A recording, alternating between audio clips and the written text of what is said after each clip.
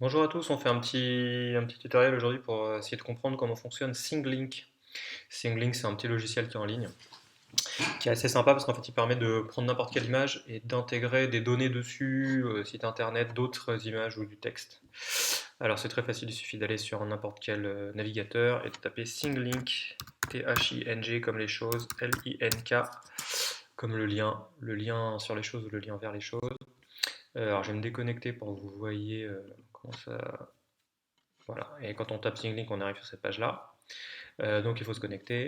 On peut se connecter avec une adresse email, n'importe laquelle, ou directement, quand on a une adresse Google, avec Google+.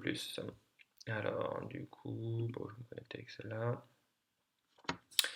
Et on arrive sur la page d'accueil. Sur la page d'accueil, vous voyez qu'on a un archive du coup des SingLink qui ont déjà été créés. Et pour en créer un nouveau, on a un gros bouton bleu. Et on peut créer donc à partir de SingLink, à partir d'images ou à partir de vidéos. À partir de vidéos, je trouve que ça rend un peu moins bien, mais ça peut être intéressant comme outil. Quand on décortique une vidéo, on prend une image au hasard, bien sûr, et on l'upload, donc on la télécharge dans le logiciel. Et voilà, elle arrive. Celle-là, c'était une affiche assez lourde, donc elle met un peu de temps. On lui donne un titre, évidemment, et on peut commencer à travailler dessus. Alors, vous voyez que quand je mets ma souris sur l'image, j'ai une petite croix qui s'affiche. En fait, cette petite croix, elle va mettre voilà, un petit repère que je peux agrandir ou réduire. Je conseille très vite de les réduire parce que plus on en met sur l'image, moins on arrive à lire l'image. Et on essaie de la mettre dans un endroit qui gêne pas trop la lecture visuelle. Et on peut commencer à mettre du texte. Voilà, voilà, voilà. C'est très intéressant. Et du coup, en sauvegardant, on a une image qui est annotée. On la sauvegarde. Et quand on va la regarder en grand, en fait, alors quand elle est totalement en grand, voilà. Si j'enlève ma souris, vous voyez qu'il n'y a aucune marque sur l'image. Et dès que je vais mettre ma souris dessus, les marques vont apparaître. Et quand je vais aller sur la marque, j'ai les données qui apparaissent. Voilà, donc ça peut être plutôt discret parce qu'on a quand même une lecture assez facilitée quand on enlève la souris, on n'a pas de marque. Je peux rééditer l'image quand je veux, donc je peux la retransformer.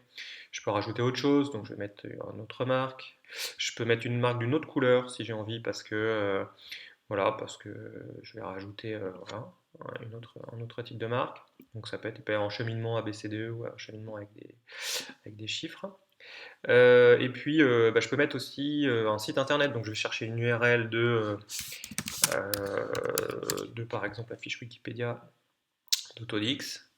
Je vais prendre juste l'URL qui est là et je vais aller l'intégrer dedans et ça fonctionne, il y a l'URL qui sera là.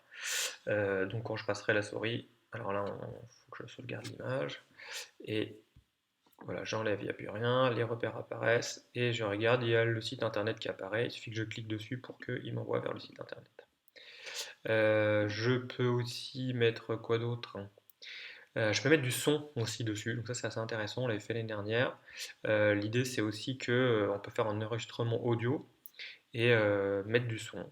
Donc on peut mettre une autre image. Donc par exemple je vais aller chercher une autre image. Bon, je vais prendre la même, mais du coup l'idée c'est plutôt d'aller prendre une image explicative. Voilà. Il est en train d'uploader l'image. Voilà. Hop, je vais sauvegarder. Et quand je vais me balader sur l'image, je vais avoir l'image qui apparaît. Donc l'image en petit. Voilà. Je peux mettre du texte à côté de l'image aussi si je veux. Et puis je peux mettre du son. Donc ça c'est plutôt sympa aussi. La seule chose que je peux pas mettre pour l'instant, j'ai pas trouvé, c'est de la vidéo, mais je peux mettre un lien vers une vidéo YouTube, bien sûr. On va essayer tout de suite d'ailleurs. Alors, je vais chercher une vidéo sur YouTube. Qu'est-ce que je vais avoir? Je vais avoir la bataille de Macédoine, de Philippe de Macédoine. C'est passionnant. J'espère que c'est pas trop long, 4 minutes, ça doit aller. Et je vais mettre du coup en nouveau. Je peux mettre un lien directement. On va voir si ça va marcher. Voilà, j'ai le lien vers la vidéo. Alors, est-ce qu'il fonctionne? Ouais, très bien. Donc je vais avoir, en cliquant dessus, je dois avoir le lien. Et je dois avoir aussi, alors je vais peut-être pouvoir même le faire comme ça, pour que ce soit encore plus clair. Voilà.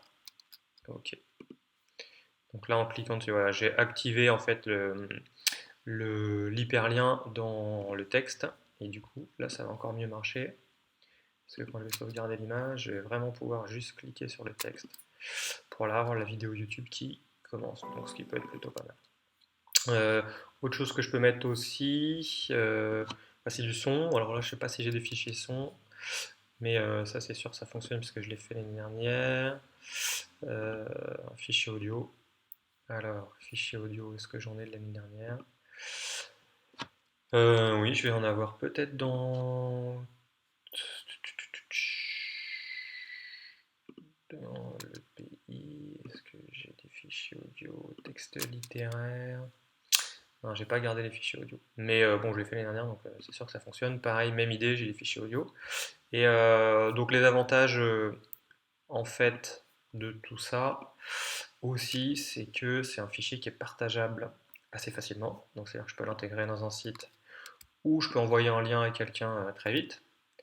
C'est un rendu qui est plutôt pas mal, qui est plutôt propre. Et puis, l'autre chose qui est super, c'est que c'est collaboratif, puisqu'il suffit que les élèves aient accès à ici avec une adresse mail qu'ils partagent, à 2, 3 ou 4, ils peuvent travailler à 3, 4 sur le même Sync. Donc facile à travailler, on peut travailler à la maison, on peut travailler en classe, on peut travailler à plusieurs, à distance ou à plusieurs à côté.